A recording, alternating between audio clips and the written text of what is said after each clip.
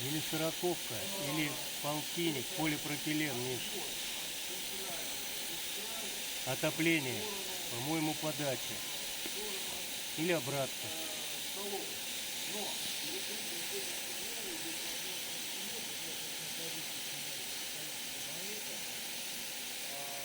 Нету загиб. Прямая сороковка, полипропилен от основной